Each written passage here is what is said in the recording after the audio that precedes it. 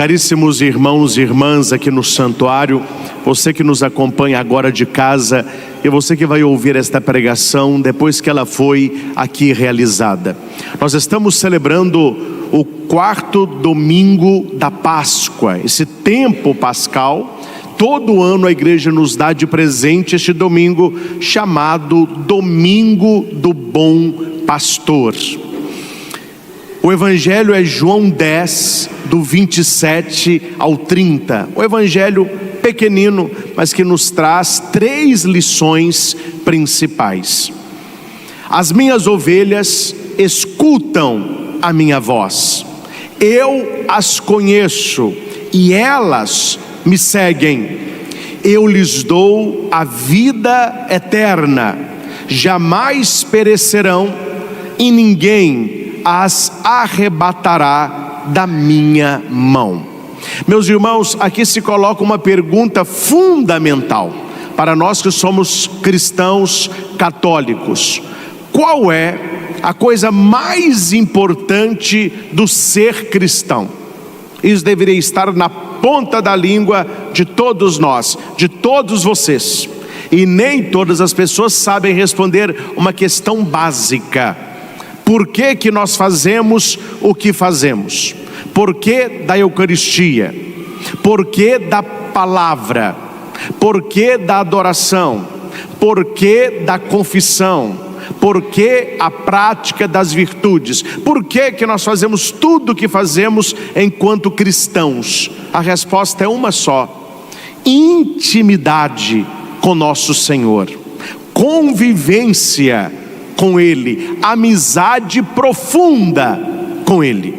Jesus disse: eu não vos chamo de servos, porque o servo não sabe o que faz o seu senhor. Eu vos chamo de amigos, porque eu vos dei a conhecer a vontade do meu Pai. Eu não conheço, infelizmente, todos vocês. Já vi o rostinho de vários, e tem gente que eu nunca vi, porque tem muitos visitantes. A pergunta é uma só: o que impede que nós sejamos grandes amigos? O que é que nós não temos e que, se tivéssemos, nos amaríamos como amigos? Uma coisa só: proximidade, intimidade, mas a palavra maior: convivência. Não tem como você ser amigo de alguém e amar alguém se você não convive com esta pessoa. E conviver é viver com. É impossível você falar: eu tenho um grande amigo, uma grande amiga. Você não convive, você não conversa, você não encontra. Então, o mais importante do evangelho de hoje, e que quem diz isso nas suas homilias é o Papa Bento XVI. Tenho certeza que muito em breve nós teremos excelentes reflexões teológicas do Papa Leão XIV, que já começou a dar sinais de como será o seu pontificado. Mas o Papa Bento XVI vai dizer que o pano de fundo entre o pastor e o rebanho é a convivência. O pastor, ele sai com o rebanho e ele vive com o rebanho, para o rebanho, no rebanho.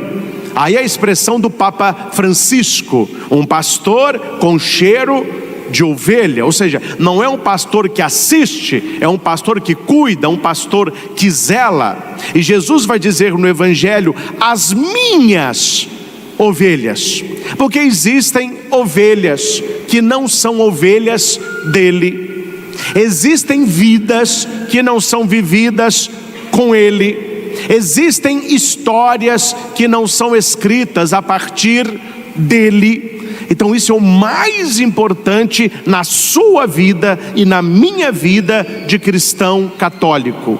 A religião é importantíssima, mas ela deve nos levar a uma intimidade com nosso Senhor. E aqui, meus irmãos, não há um outro caminho para lhes propor. É pessoal. É pessoal. O que eu posso fazer e eu faço como padre é orientar vocês enquanto rebanho de Cristo, rebanho que é dele. Mas eu vou dando aqui as pistas, como é que a gente segue.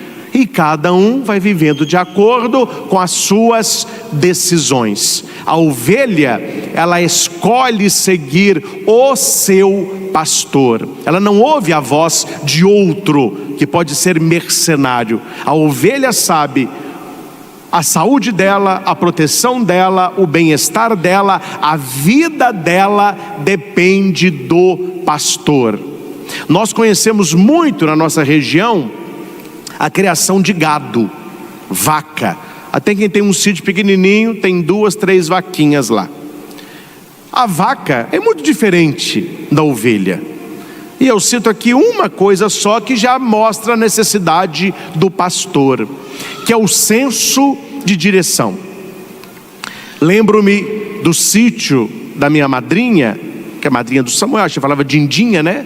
Chamava de Alda, Itaúna. O esposo dela, o tio Luiz, tinham várias vacas, tinham umas 30, 40 vacas. E nas férias, a nossa alegria era reunir a primaiada toda para dormir no sítio, que era quase dentro de Itaúna. A gente ia de ônibus mesmo. E o que nos encantava era de manhã, depois que tirava o leite, as vacas todas iam para a porteira. Ele abria a porteira e sumiam todas.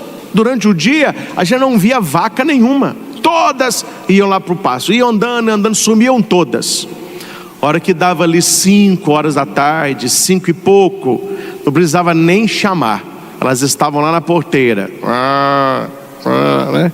Aí abria a porteira, elas entravam, comiam, ali elas iam passar a noite. As vacas, elas saem e elas retornam. Se fosse um rebanho de ovelha, e o pastor abrisse a porta e soltasse o rebanho, se voltasse uma, tá glória a Deus, meu filho. A ovelha não tem senso nenhum de direção. Ela vai andando e se perde. Por isso a necessidade do pastor está o tempo todo com elas. Ele que vai guiá-las. Leia lá o Salmo 23 do Bom Pastor. Tudo que se fala da ovelha é o pastor que está fazendo. Ele é o meu pastor, por isso nada me falta. É Ele que me leva para matas verdejantes, campos verdejantes. Ele que refrigera a nossa alma como a água limpa. Eu passo pelo vale escuro e não temo, porque Ele está comigo. Ele unge a cabeça, Ele prepara a mesa. Tudo é o pastor, tudo é o pastor. Porque a ovelha sem o pastor nada é, nada pode. E a morte da ovelha é iminente. Por isso que Jesus no evangelho de hoje vai dizer: as minhas ovelhas precisam ter 3 características. Aqui nós vamos pensar juntos. Onde está o nosso ser ovelha do bom e belo pastor? O evangelho é pequenino, mas ele nos dá 3 pistas daquilo que Jesus, olhando para nós, vai dizer quais são as minhas e quais não querem ser. Em meio a tantas vozes que hoje tentam nos confundir, o Senhor nos chama a escutar a sua voz, segui-lo com confiança e descansar sobre a sua proteção. Repita comigo: escutar a voz. Escutar a voz. Segui-lo com confiança. Segui-lo com confiança. Descansar nos seus braços. Descansar nos seus braços. Só quem é ovelha dele experimenta essas 3 realidades. Eu não estou falando de teoria, estou falando de vida. De vida.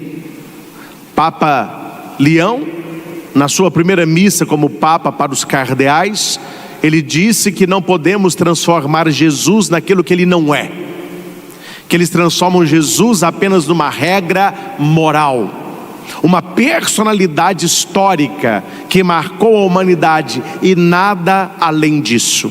E ele fez uma exortação firme: só Jesus é o caminho que leva ao Pai. Ele é o caminho, a verdade e a vida. Ninguém vai ao Pai senão por Ele. Ele é o Salvador, o Redentor, Cristo Senhor. E Ele diz: esta é a mensagem que a igreja deve pregar. E isso não é teoria, isso é vida.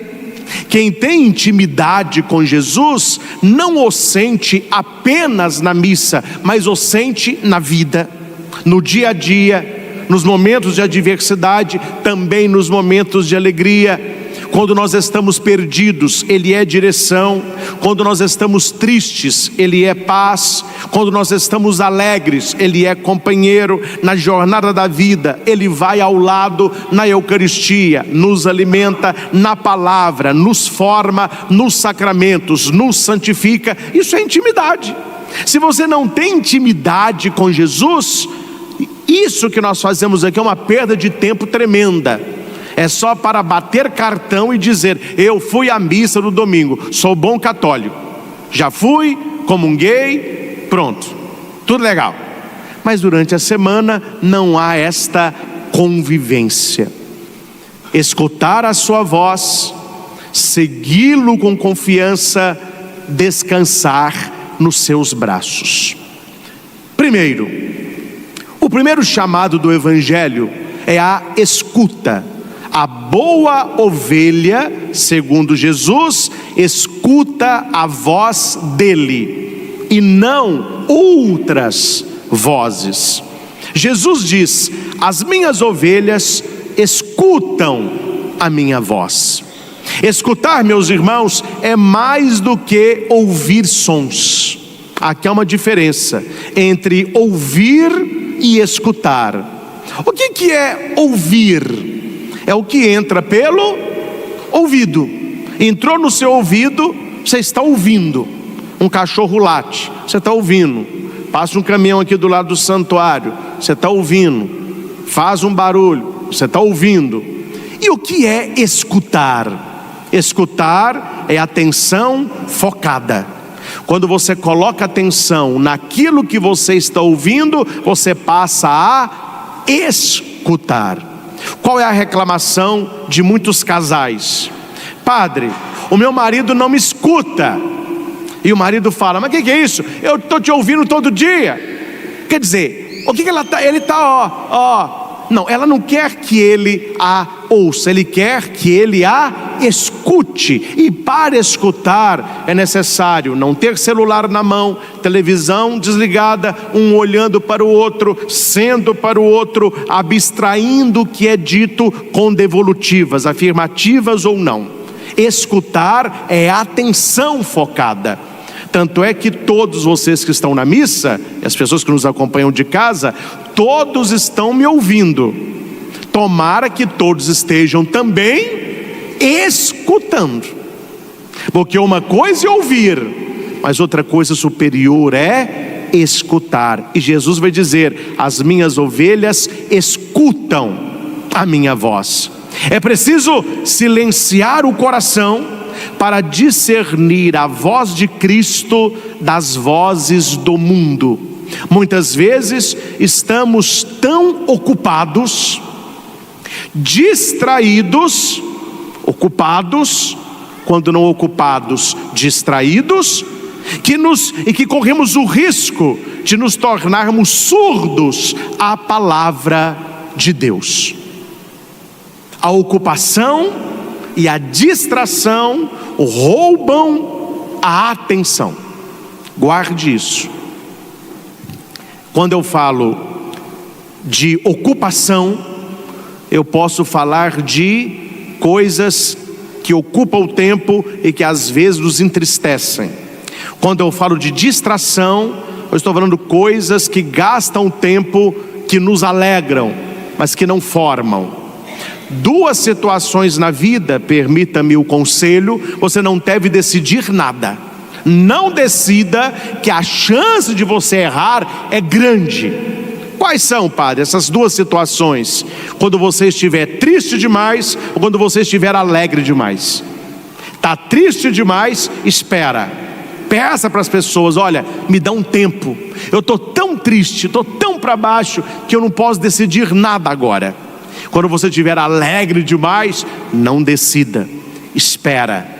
Alegria demais, tristeza demais, não é momento de decidir. Ocupação e distração roubam a atenção. atenção de quê? Do essencial, que é a palavra. Lembrem lá do evangelho de Marta e Maria. Jesus pregava, Marta ouvia, Maria escutava. Analise esse texto. Você tem sido Marta ou Maria, na ocupação ou na distração? Por isso a palavra insiste, Salmo 94, versículo 8: hoje, se ouvirdes a sua voz, não endureçais o coração, não fecheis o coração à palavra de Deus. Nós que escutamos tantas coisas, que ouvimos tantas coisas, não podemos fechar o coração à palavra de Deus. E a pergunta aqui é: você tem lido a palavra de Deus todo dia? Você ouve Deus te falar, escuta a palavra todos os dias? Pelo menos o evangelho do dia.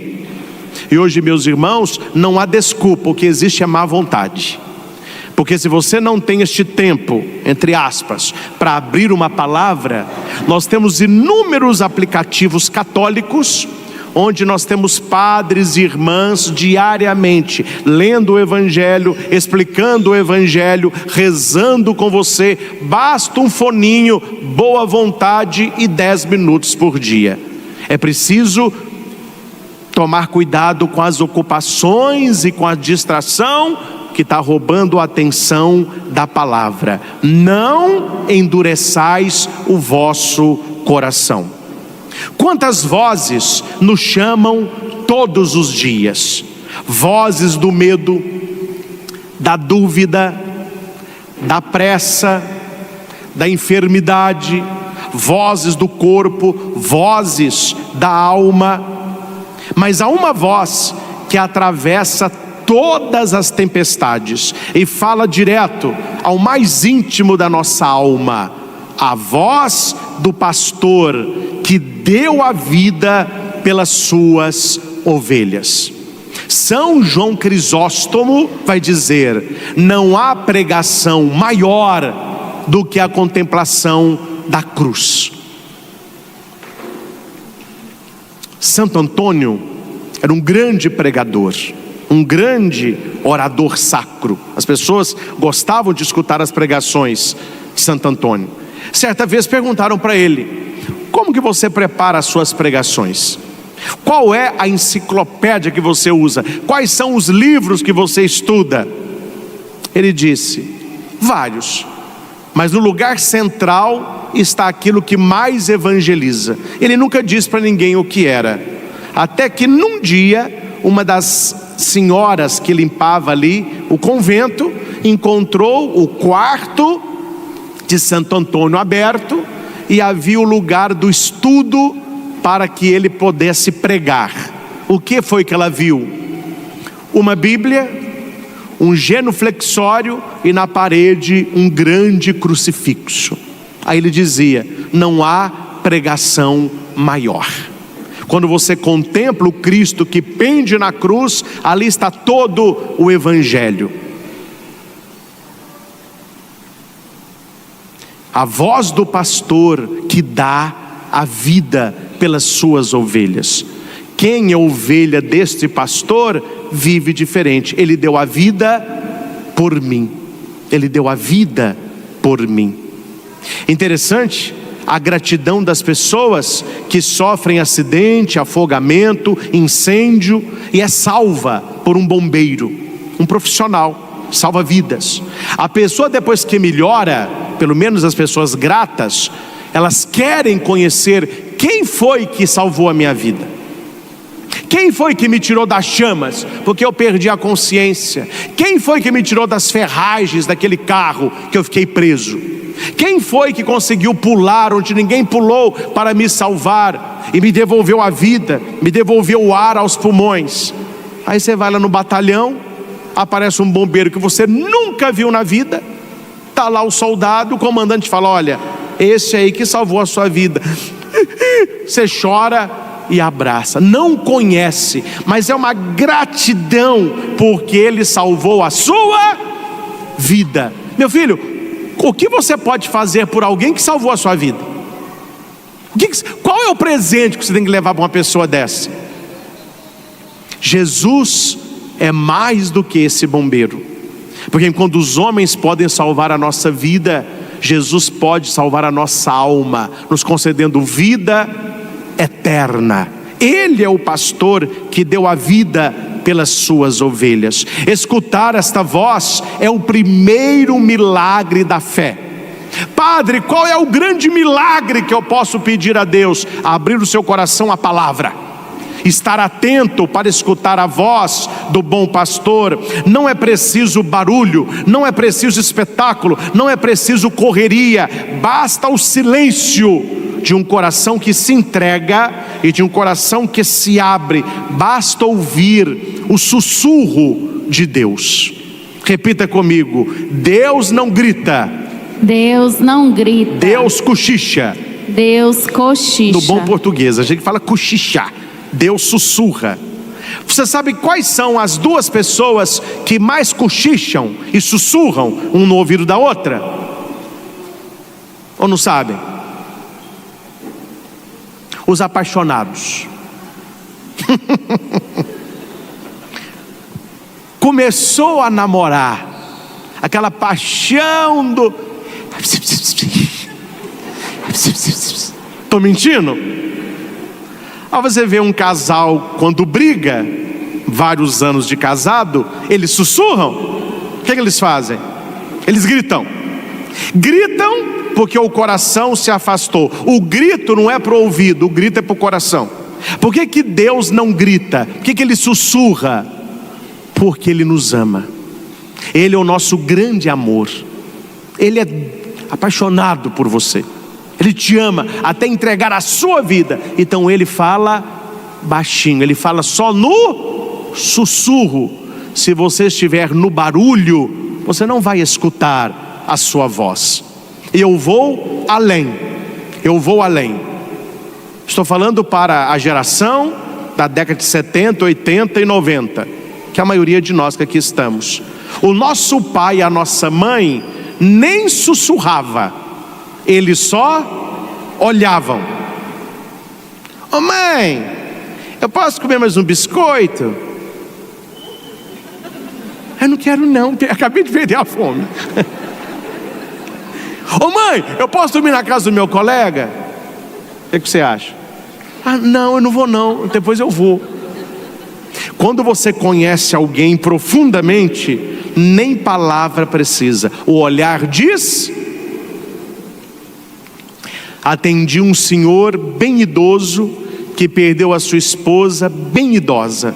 Ele me dizia: padre, nos últimos momentos dela no hospital, ela não conseguia falar nada, mas nem precisou.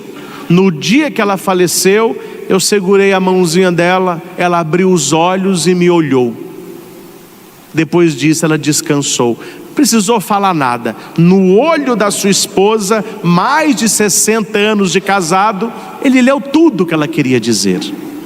O bom pastor quer ter uma intimidade conosco a tal ponto que nem palavra precisa, basta o contemplar. Por isso a adoração. Você olha para o ostensório, onde Jesus está vivo ali, nem palavra precisa. Ali é um escândalo, é uma gritaria de amor no silêncio do coração.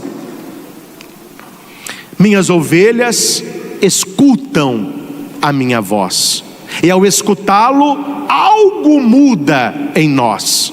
Os medos perdem a força, as lágrimas encontram sentido, os caminhos tortuosos direção. Primeiro, escutar o bom e belo pastor. Repitamos. Primeiro, escutar o bom e belo pastor. Para por aí? Não. Segundo, segui-lo. Depois de escutar, nós somos chamados a segui-lo. Jesus disse: eu conheço as minhas ovelhas e elas me seguem. Ele nos conhece. Você sabia disso? Jesus, quando te vê, Ele não está vendo um desconhecido. Ele te conhece, Ele me conhece. Ele conhece os nossos pecados, conhece. Ele conhece as nossas fraquezas, conhece. Mas Ele conhece também os nossos sonhos, o nosso esforço, a nossa vida de oração. Conhecer na linguagem bíblica é amar profundamente. Conhecer na Bíblia é amar profundamente. Ele nos conhece, Ele nos ama profundamente. A pergunta é: nós o conhecemos? Quando Gabriel diz que Maria vai ser mamãe, o que ela diz? Eu não conheço homem algum. Rapaz, como que não conhece homem algum? Ela não conhecia o São Joaquim lá? Não conhecia José? Não conhecia? Como que ela não conhece homem nenhum? É porque na Bíblia o conhecer é amar profundamente. E o maior amor profundo do homem pela mulher é quando os dois se entregam um ao outro. Ela não conhecia homem porque ela nunca teve relação. Ela era virgem. Então, quando Jesus fala, eu as conheço, não é um conhecer no plano racional, é um conhecer no coração. Ele nos ama profundamente. Cristo não nos conhece como um juiz distante, Ele nos conhece como um amigo que caminha ao nosso lado. Cuidado, viu? Cuidado. Há muitas pessoas que só convivem e só querem conviver com pessoas perfeitas. Essa pessoa vai acabar o quê? Sozinha. E ela não vai aguentar nem ela mesma, que é cheia de defeito. O amigo é amigo apesar de. Que se toda pessoa que te fizer raiva, de decepcionar, não for o que você esperou, você vai se afastando dessa pessoa, você vai ficar com quem no final? Com nada, com ninguém. Jesus caminha ao nosso lado apesar dos pesares. Ele olha para nós e sabe, apesar dos pesares, eu continuo sendo seu amigo. Foi assim com Judas ou não foi? Não foi? Judas chega, Rabi, aí Jesus fala com ele, amigo, tu traz o Filho do Homem com um beijo? Ou seja, você não foi meu amigo, mas eu continuo sendo o seu amigo. Ele é esse amigo. Eu as conheço. Isso é muito forte na Bíblia. Jesus que olha para nós e diz, eu conheço esse pessoal que está aí. Eu conheço você. Você não é um rosto desconhecido. Não é um conhecimento frio, mas nem um saber superficial. É o conhecimento do amor. É o olhar que penetra além das máscaras, além da aparência. E graças a Deus, além dos nossos erros. Deus nos conhece além dos nossos erros. O que o diabo mais joga na sua cara? Seus pecados. O que Deus mais te mostra? O seu amor. Jesus, ele vai além do erro. Por isso, bom e belo pastor. É o olhar do Deus que sabe onde vivemos, onde andamos e aquilo que o nosso coração deseja.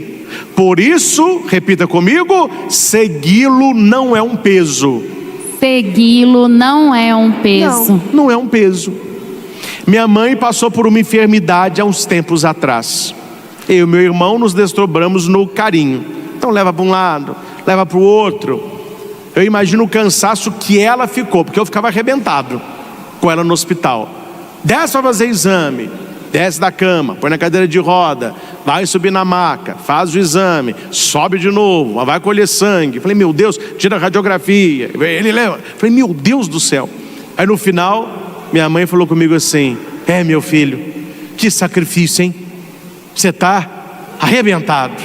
Que isso, mãe? Cuidar da senhora nunca é sacrifício. Cuidar da senhora para mim é uma alegria, é um prazer. Quem dera que eu tivesse a senhora a vida toda para eu cuidar. Por que que não é um peso? Porque se ama. Por que que a mãe que está com aquele neném chorando de madrugada, e vomitando, e fazendo cocô, apesar de ser cansativo humanamente falando, ela não fala, eu não quero isso aqui? Porque ela ama o pequenino. Então tudo aquilo se torna parte e não se torna um peso. Que se fosse um peso que ninguém conseguisse carregar, e a dor do parto normal, a mulher só teria um filho. Assim eu vejo na minha família, a esposa do meu irmão teve o Marcos, não é? Aí vem todo o trabalho de parto, as dores do parto, o menino pequeno e mama, pronto, passou aquilo tudo. Pouco tempo depois, eu quero mais. Aí teve a Maria Clara, mesmo processo, e se depender dela, vem mais. Por que que a pessoa repete todo o processo que para muitos é cansativo, é doloroso, é penoso? Porque quando tem amor não se tem peso. Quando tem amor não se tem peso. Cuidado, se alguém na sua vida está sendo pesado para você, está faltando amor, porque o amor ele fortalece. Então seguir Jesus não é um peso, é uma aventura da liberdade. Nós poderíamos não segui-lo, mas escolhemos segui-lo. Nós poderíamos não carregar a nossa cruz, mas escolhemos carregá-la por Ele, com Ele e nele. É saber que ainda que andemos por vales escuros, não temeremos nada, porque o pastor está conosco, sua vara e seu cajado nos dão segurança. Repita comigo: seguir Jesus.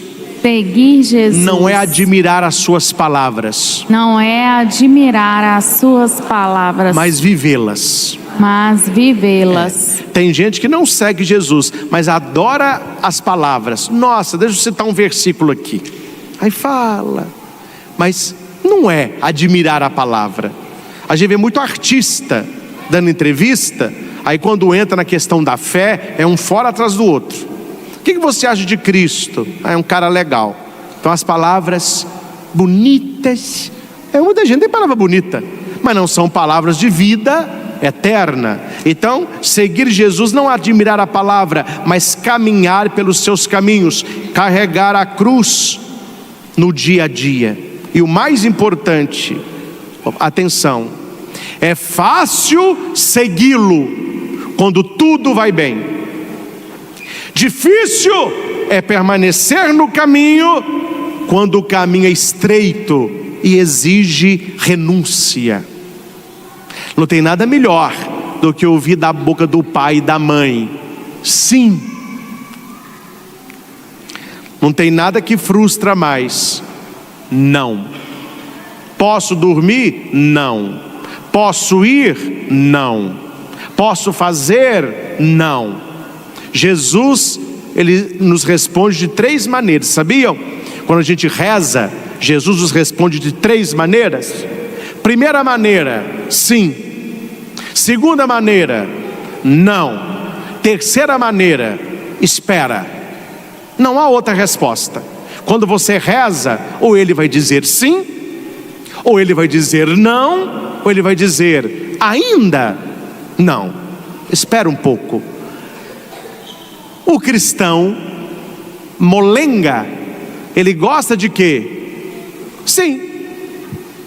E o dia que ele recebe um não, eu não rezo mais, eu não vou à missa mais, não gosto mais de Jesus, porque eu rezei, não aconteceu o que eu queria. Estou rezando e a graça não vem. Meu filho, ou você está no não, ou você está no espera. E vai abandonar a cruz? Vai abandonar o pastor? Vai caminhar com as próprias pernas para terminar na boca do lobo? Senhor, seja sim, seja não, seja no espera, eu vou segui-lo pelos caminhos da vida. E o melhor ficou para o final, é o terceiro ponto. Qual que é o primeiro ponto? Ouvi-lo, escutá-lo Segundo ponto, segui-lo. Terceiro ponto, descansar no melhor lugar que existe, nos seus braços, nas suas mãos. É a promessa dele: eu lhes dou a vida eterna. Não uma vida marcada pela correria, pela ansiedade, pela depressão, pelo medo de perder, mas uma vida que é dom, plenitude e comunhão. Dom, plenitude e comunhão. Repita: plenitude e comunhão. Dom, porque é presente. Plenitude, porque é completa. Comunhão, porque é eterna.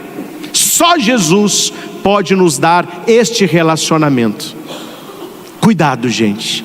Os namorados aí, cuidado. Os amigos, porque o meu amigo é tudo. Cuidado. Os casais iludidos, cuidado. Não busque dom, plenitude e comunhão nas pessoas. É decepção na certa. Não, padre, eu comecei tal coisa, mas deu tudo errado. As pessoas são assim. As pessoas são assim. Tem gente que vai dar tudo certo, mas se você quer plenitude, se você quer comunhão e dom completo, é relacionamento com Jesus. Cristo não nos prometeu uma vida sem cruz. Amém? Cristo nunca prometeu, nem para mim nem para você, vida sem cruz, mas prometeu uma vida que nunca terminará. Esta vida eterna é promessa, e se é promessa, é realidade. A vida eterna, meus irmãos, não começa depois da morte. Padre, quando eu morrer, eu vou começar com a minha vida eterna. Não, a vida eterna, ela é plantada no aqui e no agora. Quando você tem relacionamento com Jesus Cristo, você está tocando na eternidade. Ninguém as arrancará da minha mão, ninguém as arrebatará da minha mão. Então repita: eu estou nas mãos de Cristo. Eu estou nas mãos de Cristo. Eu vi um vídeo do Didi dos Trapalhões, que ele tinha um sonho. Alguém sabe qual era o sonho do Didi? Vou dar uma pista. Era no Rio de Janeiro. Ele queria beijar as mãos do Cristo Redentor. Tudo bem, arrumaram, ele subiu, foi lá e beijou. Minha pergunta é, agora para nós precisamos ir lá no Rio de Janeiro para subir no Cristo Redentor para que possamos beijar as suas mãos? Não. Muito mais do que beijar as mãos de Cristo, o nosso local é nas mãos de Cristo. Onde eu estou? Nas mãos de Cristo. E quem se sente nas mãos de Deus, ninguém as arrebatará de lá. Você pode sair a hora que quiser, mas ninguém tem o poder de tirar você de lá, porque Ele não deixa. Meus irmãos, quantos de vocês aqui já passaram por momentos difíceis na vida e você só venceu porque você estava onde? Nas mãos dele. Ele te sustentou e você diz: foi ele, porque se não fosse o Cristo, eu não consegui enfrentar essa situação não. Se não fosse nosso Senhor, eu não tinha passado pelo que eu já passei na vida. E a promessa dele: ninguém as arrebatará da minha mão. Isso é um conforto maravilhoso para todos nós. Quantas vezes nos sentimos frágeis, cansados diante das provações, dos ataques do mal, das dificuldades diárias da vida. Quantas vezes a vida tenta arrancar de nós a paz, o ânimo, a esperança. Mas existe um lugar seguro. Esse lugar eu quero estar. Esteja você também nas mãos do bom pastor, firmes como rocha, suaves como brisa, eternas como o amor que venceu a morte. É Jesus que garante: ninguém poderá nos arrancar das suas mãos. Ele é o nosso pastor fiel, o nosso refúgio seguro. Repita comigo: Jesus é o meu pastor fiel. Jesus é o meu pastor fiel. Ele é o meu refúgio seguro. Ele é o meu refúgio seguro. Mesmo quando as tempestades vêm, mesmo quando os lobos atacam, nossa vida está guardada nas mãos do bom pastor.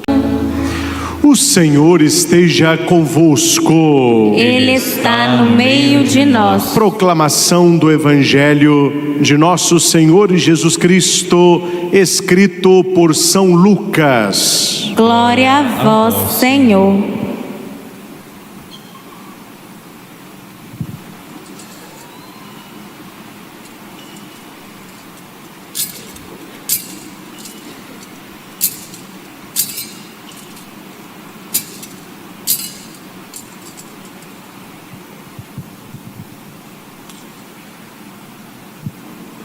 No primeiro dia da semana, bem de madrugada, as mulheres foram ao túmulo de Jesus, levando os perfumes que haviam preparado.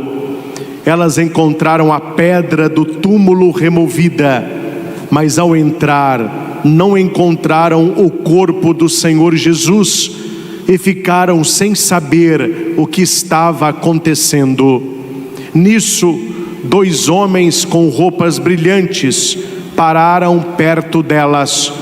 Tomadas de medo, elas olhavam para o chão, mas os 2 homens disseram: por que estáis procurando entre os mortos aquele que está vivo? Ele não está aqui, ressuscitou. Lembrai-vos do que ele vos falou quando ainda estava na Galileia.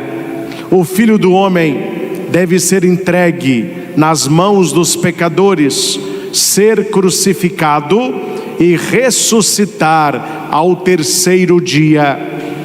Então as mulheres se lembraram das palavras de Jesus, voltaram do túmulo e anunciaram tudo isso aos 11 e a todos os outros. Eram Maria Madalena, Joana e Maria, mãe de Tiago.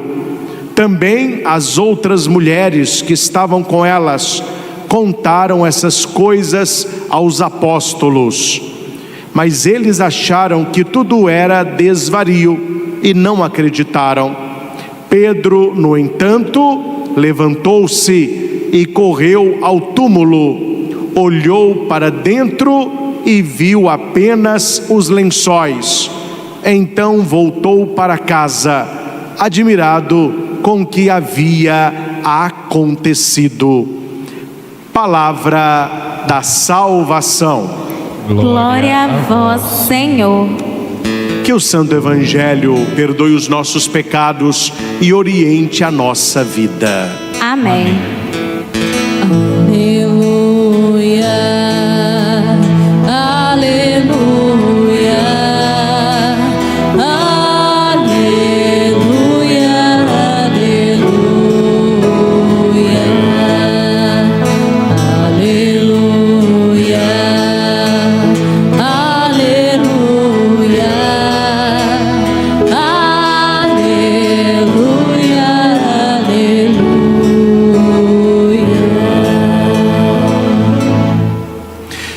Queridos irmãos e irmãs, que no nosso santuário, você que celebra conosco esta vigília aí da sua casa, nós queremos, com muita alegria, exaltação no coração, proclamar esta noite santa.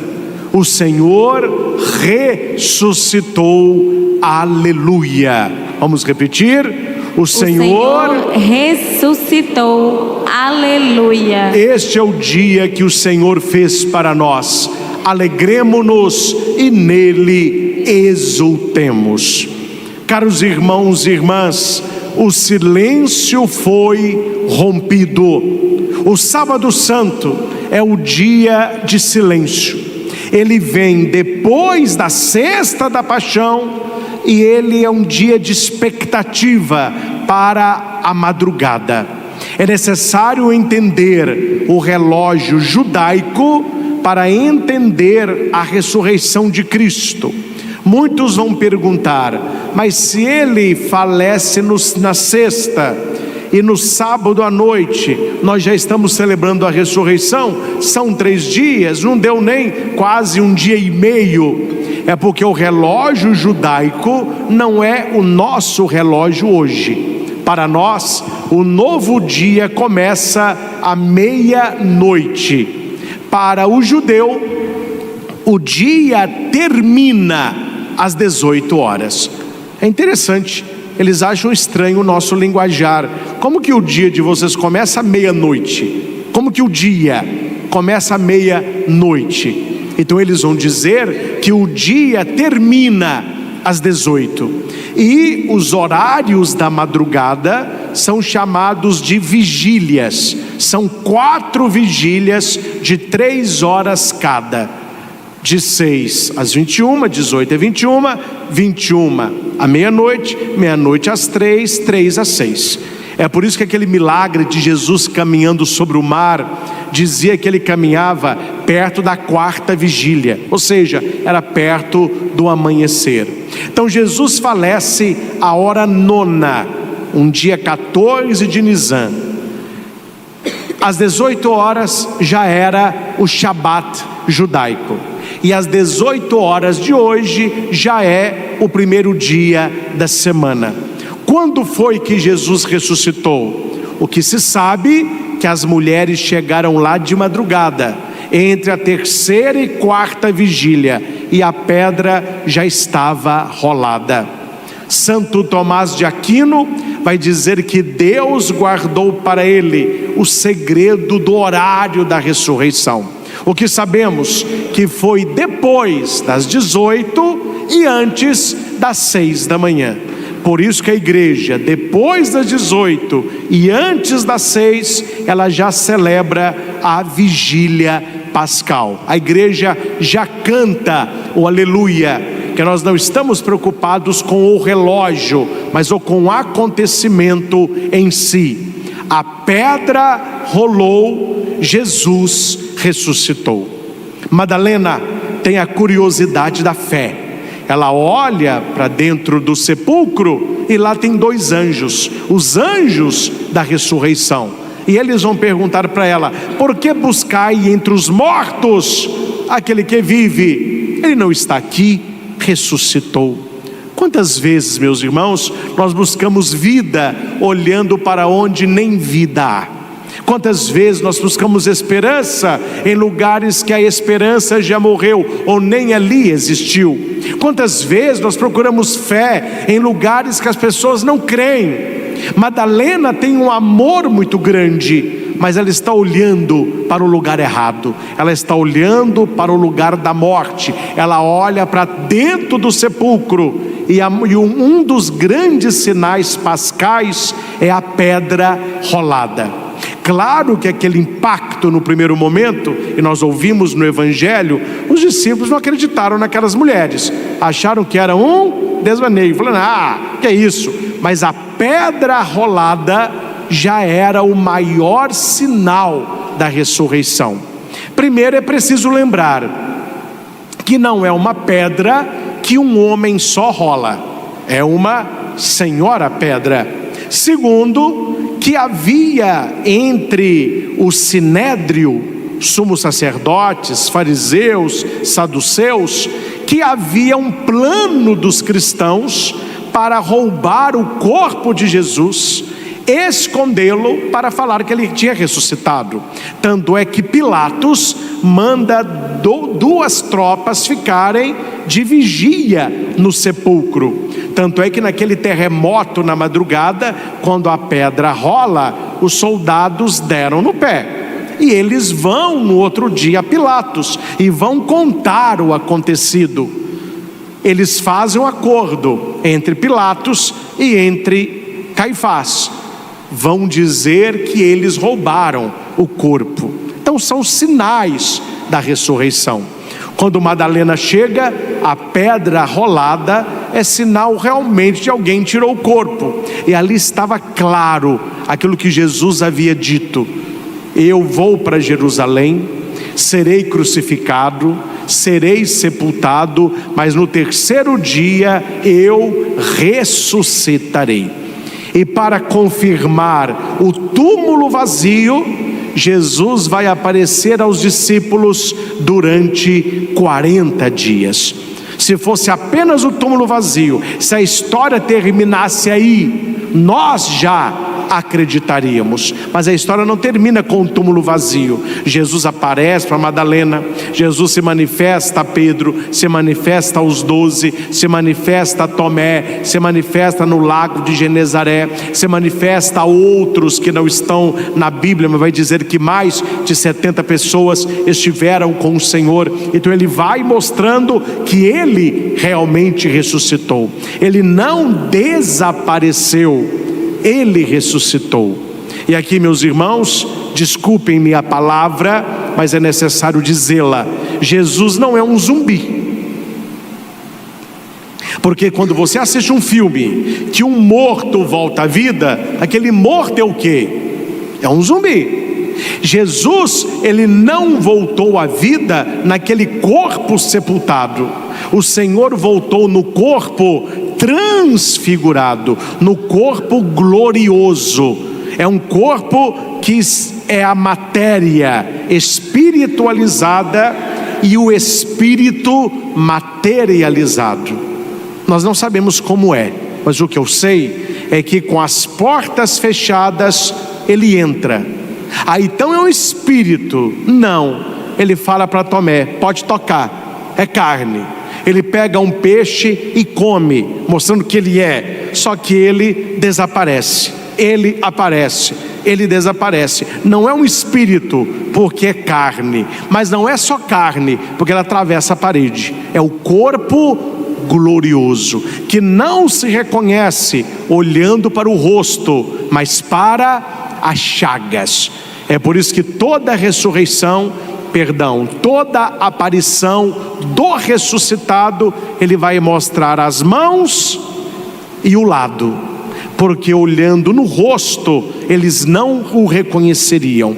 E aqui eu respondo uma outra questão: por que que tudo em Jesus foi curado?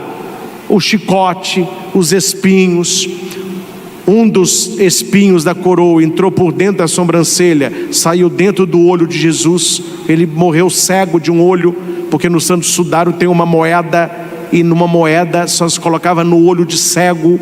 Tem uma marca grande de sangue no sobrecílio que desce pela face, é onde esse espinho entrou. Não vamos aqui analisar o sudário agora, mas é só para dizer que ele voltou vendo com os dois olhos. Ele não tinha mais machucado algum, mas as chagas ficaram.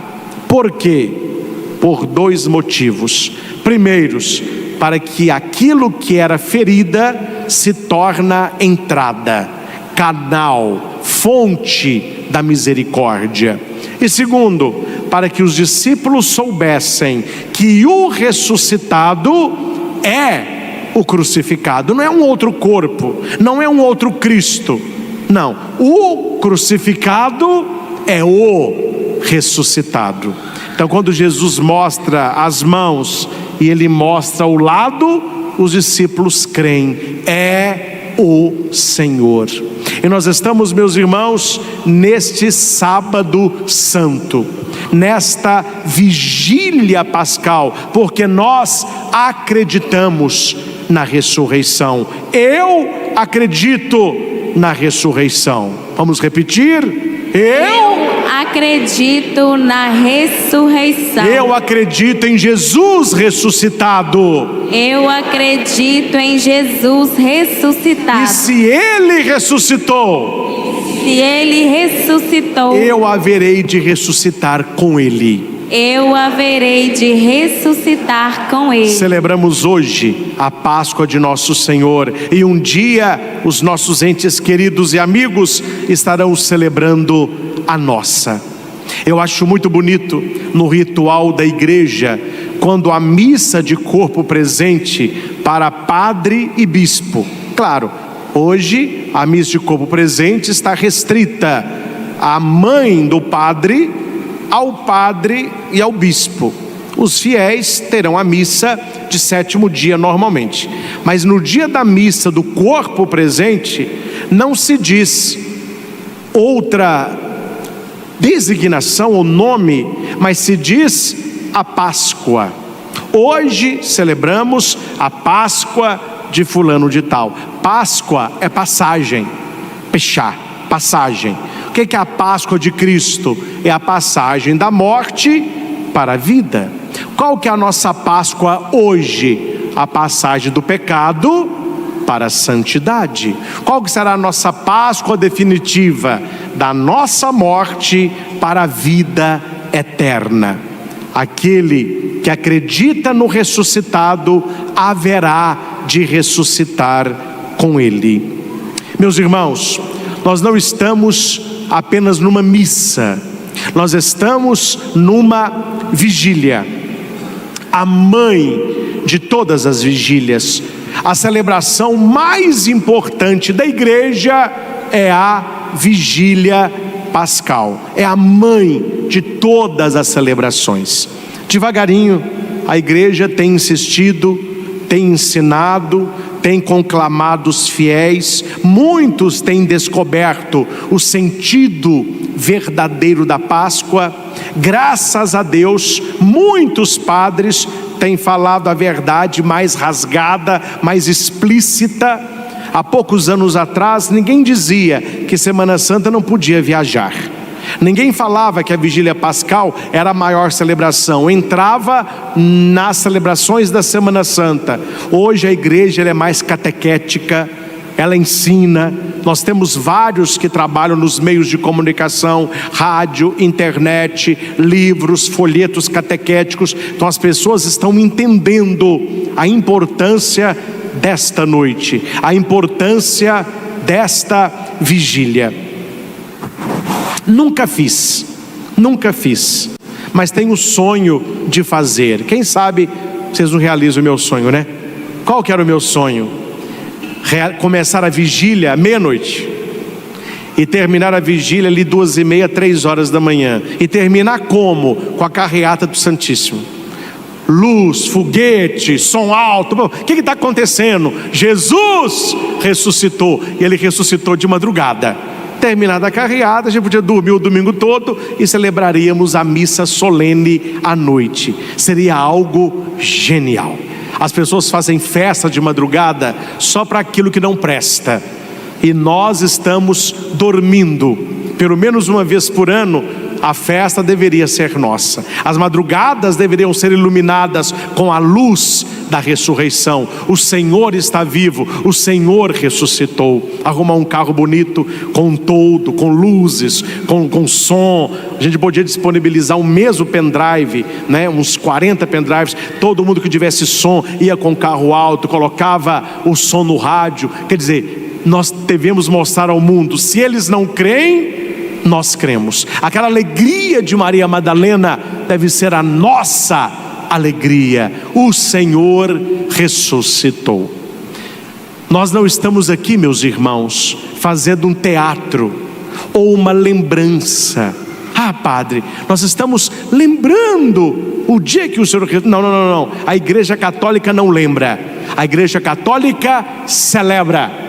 Quem lembra são as outras igrejas. Nós celebramos. E a liturgia católica, ela tem o poder de atualizar o mistério celebrado. Não é que Jesus ressuscita de novo todo ano, mas nesta vigília a sua ressurreição é atualizada no tempo e no espaço.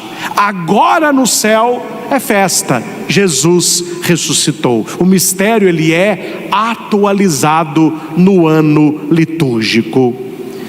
Esta vigília é a mãe de todas as vigílias. Por que nós falamos mãe? Porque a mãe é aquela que sempre ilumina a vida dos filhos. A mãe é a primeira que amamenta os filhos. A mãe é aquela que gera. E esta noite a nossa igreja, como mãe, faz isso. Quem presta atenção na vigília, quem vem celebrar com o coração atento e vai prestando atenção nos ritos, você vê que a celebração ela tem um crescente. Ela começa escura, ela começa fora da igreja, ela começa apenas com uma fogueira. Essa fogueira lembra o fogo novo, mas ela atualiza a fogueira de Pedro que se afasta de Cristo, então ele sente frio. Não é um frio na pele, é um frio na alma. Então ele tem que se aquecer.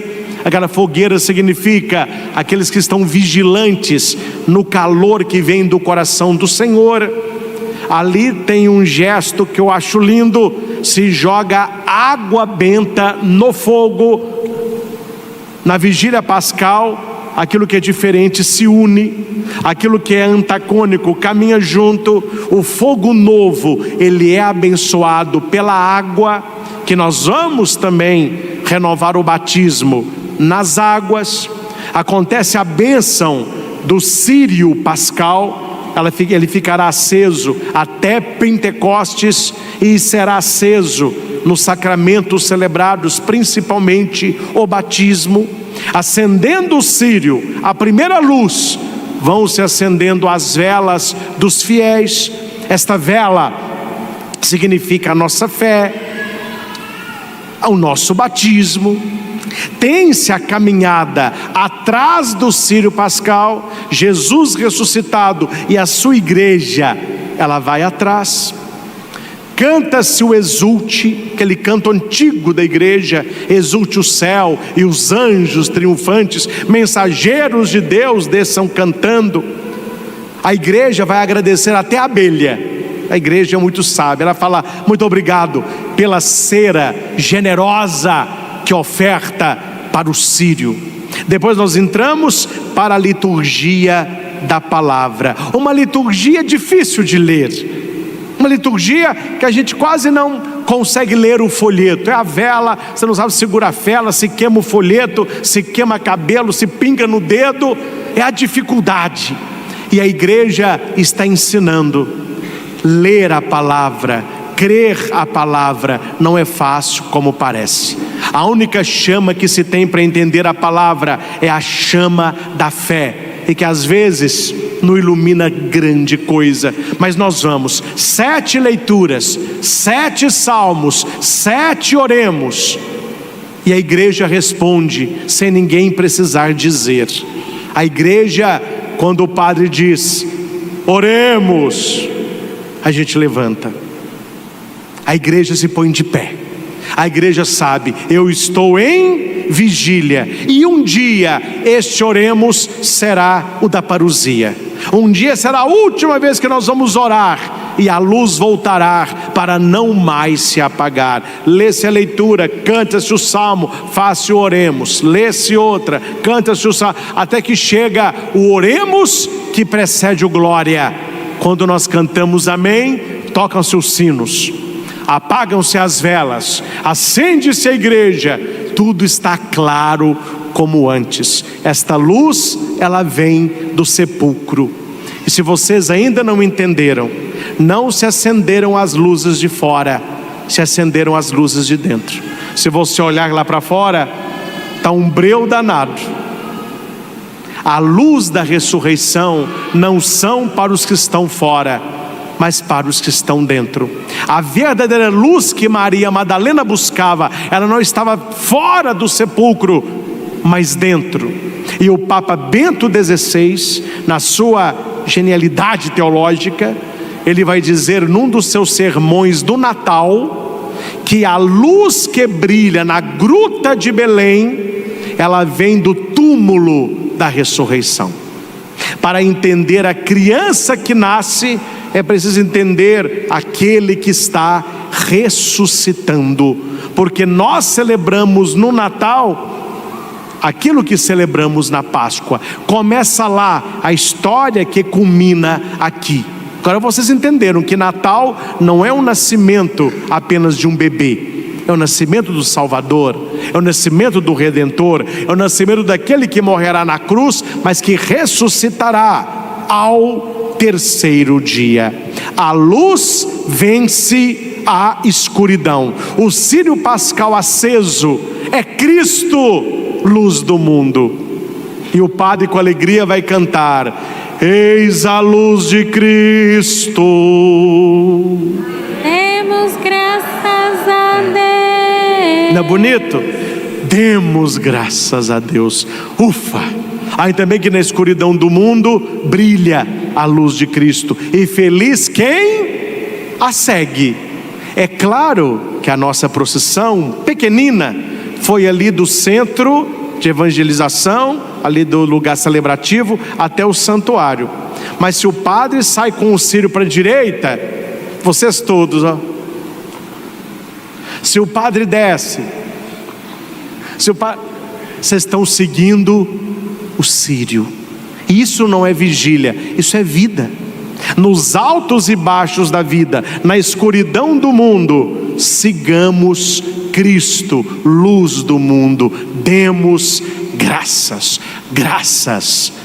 a Deus.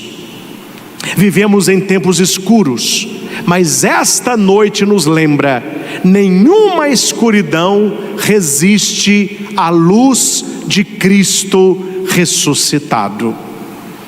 Nesta noite, meus irmãos, vamos renovar o nosso batismo. Tivemos a bênção do fogo novo, fogo. Tivemos a liturgia da palavra. Teremos a liturgia batismal, água. Teremos a liturgia eucarística, comunhão. Por isso se fala vigília. São várias etapas. Uma vez batizado, batizado para sempre. Vamos repetir? Uma vez batizado, batizado para sempre. Não se pode rebatizar. E não há como desbatizar. Infelizmente, nós temos nos Estados Unidos, e já começou no Brasil, pessoas que foram batizadas, mas estão indo para seitas satânicas. Primeiro templo satânico foi erguido no Rio de Janeiro. Já estão reunindo há muito tempo, em garagens, em casas, coisas mais ocultas, mas agora construíram um templo. Agora aqui me perdoem, né? Não vão me processar, porque quem fala a verdade não merece castigo. Nem criatividade tem. Deveriam ter feito um templo satânico. Não, o templo é idêntico a uma igreja nossa. Ela só é preta e vermelha, a cruz de cabeça para baixo. Nem criatividade tem. Nós criamos os nossos templos. E copiaram, né? Mas paciência, né? Paciência. Mas muitas pessoas que estão indo, muitos adolescentes, cabeça vazia, né? Que vão para o satanismo, eles pedem à igreja que cancele o batismo. Para não criar contenda com quem não merece, o que a igreja faz? A igreja anula o registro batismal.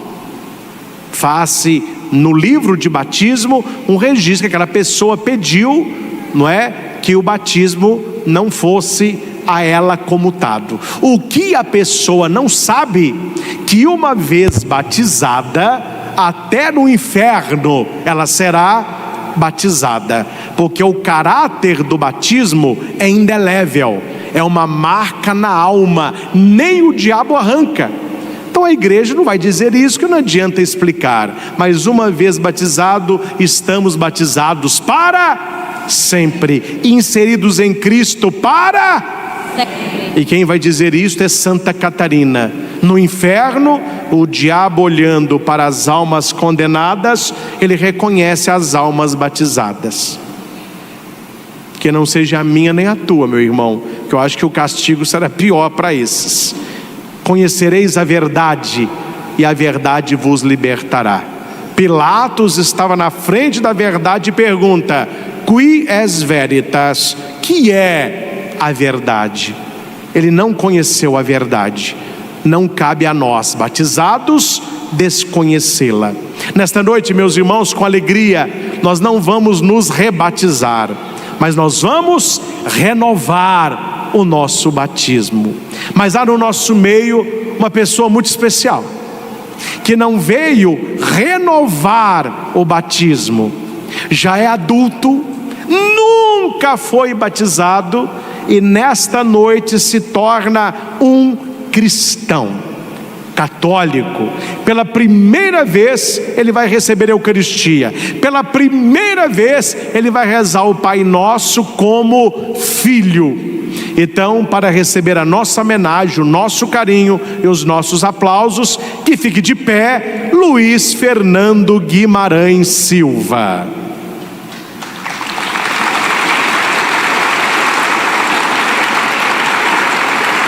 Muito bem. Nunca é tarde, sempre é na hora certa. Ele está no nosso meio, fez a preparação e nesta vigília ele recebe a unção catecumenal, recebe o batismo, recebe o óleo do crisma e recebe a sua primeira comunhão. Que bonito, hein? Realmente para ele e para quem o trouxe, uma verdadeira ressurreição. Meus irmãos, nós somos chamados à vida pelo batismo. Rejeitamos o mal e professamos a fé na Trindade. Vamos dizer abertamente: eu renuncio a Satanás e eu creio. Eu renuncio a Satanás. Que bom, já estão renunciando, né? E vamos dizer: eu creio em Deus Pai, eu creio em Deus Filho e eu creio no Espírito Santo. E aqui vai o conselho: mantenham-se em estado de graça. Mantenham-se em estado de graça. Para quem se mantém no estado de graça, o diabo vai se tornando inofensivo. Ele vai perdendo o poder sobre nós. Por que as pessoas estão tão no pecado? Porque elas saem do estado da graça. E hoje é uma noite da graça e da bênção de Deus. Por fim, meus irmãos, voltemos para casa decididos a vivermos com Jesus ressuscitado. Perdoe, recomece, procure sempre a Deus, busque a sagrada comunhão. Não se acomode, ressuscite com Cristo hoje. E quero finalizar esta minha fala. Estaria este ano, mas o corre-corre nem sempre deixa, não apenas a mim, vocês também, né? A gente não consegue fazer tudo o que quer. Parece que a hora está passando muito rápido e o nosso tempo ele está sendo devorado. Era uma surpresa, mas agora eu vou contar que a surpresa deu errado, não é? Mas ano que vem a surpresa dará certo. Nós estaremos lançando pela editora Ave Maria leituras espirituais para o tempo da Quaresma. Eles pegaram 40 pregações minhas e transformaram em textos lindíssimos para a gente ler um por um no tempo da Quaresma. Mas aquele corre-corre, eu enviei o livro e a hora que estava tudo pronto, não eram 40, eram 36. Eles falavam: padre, lança ou não? Falei: meu filho, você que não me conhece perguntar uma coisa dessa. Não, mas foi bom, porque ano que vem terá 40 e teremos um apêndice com mais 14. E eu quero ler para vocês a primeira vez um poema. Não sou poeta não, viu? Mas eu escrevi um poema que se chama A Noite em que a Vida Venceu. Estaria nesse livro, na reflexão da pregação da vigília pascal. Se eu estivesse com o livro em mãos, eu ia ler do livro, né? Mas como o livro ficou para o ano que vem, então a gente pode terminar com este poema, que é um texto onde eu procurei resumir um pouco o que é a vigília pascal na minha vida de padre e certamente na vida de todos nós que acreditamos em Jesus. A noite em que a vida venceu. Na escuridão do mundo ferido, acende-se um fogo amigo e novo. Do braseiro da cruz ergue-se a chama que rompe a treva e aquece o povo. E um círio se ergue no meio à noite. É Cristo vivo é luz que renasce, é grito santo do amor sem morte, é Deus que caminha, que nunca se ausenta. A palavra então se faz memória de um Deus que cria, que salva, que chama. Lemos o barro, o filho, o mar aberto, ouvimos promessa, justiça e água. A cada leitura a história nos toca, é Deus que escreve com misericórdia. E na manhã do túmulo vazio o anjo proclama: ressuscitou.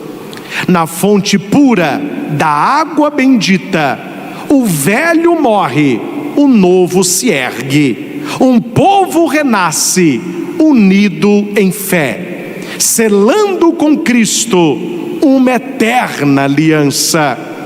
A cruz é porta e travessia, e quem se banha nesta alegria traz no peito o selo da redenção, vive em Cristo uma nova criação. E enfim, no altar do sacrifício eterno, parte-se o pão da eternidade.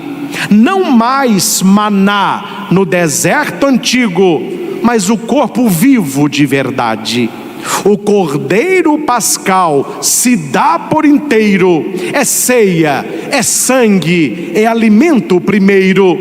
E cada comungante que ali se ajoelha, leva em si a luz que jamais se apaga.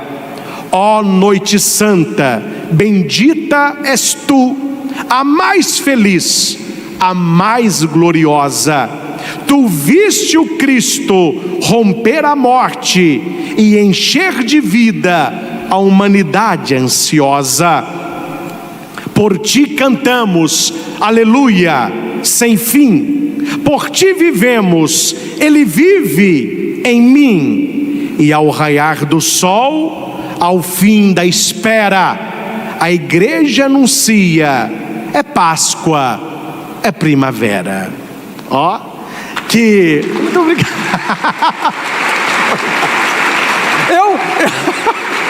Eu me arrisco, sabe? Fala, não, deixa eu escrever umas coisinhas. Aí eu vou fazendo aqui para ficar bonitinho, primavera, para mim, etc. E no final achei um texto bonito. Mais do que um poema feito aí por um grande poeta, é feito de coração. Eu tentei pegar a vigília pascal e transformá-la em rimas para que nós entendamos. É uma noite única. E única como esta noite é a vida de cada um de nós. E é uma alegria, meus irmãos, no mundo que perde a fé, nós estarmos juntos celebrando a vitória de Cristo.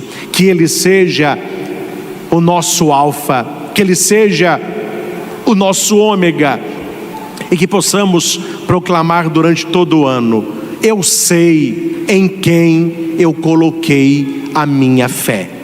Com um sorriso nos lábios, depois desta pregação, vamos dar um abraço quem está ao nosso lado, enchendo de alegria o seu coração. Só mais uma rima para não perder a piada, né?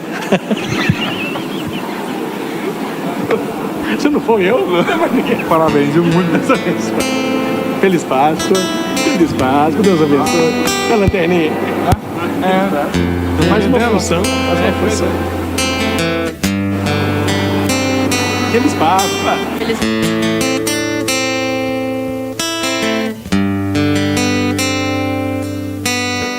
Páscoa, Deus abençoe. Feliz Páscoa, Deus abençoe.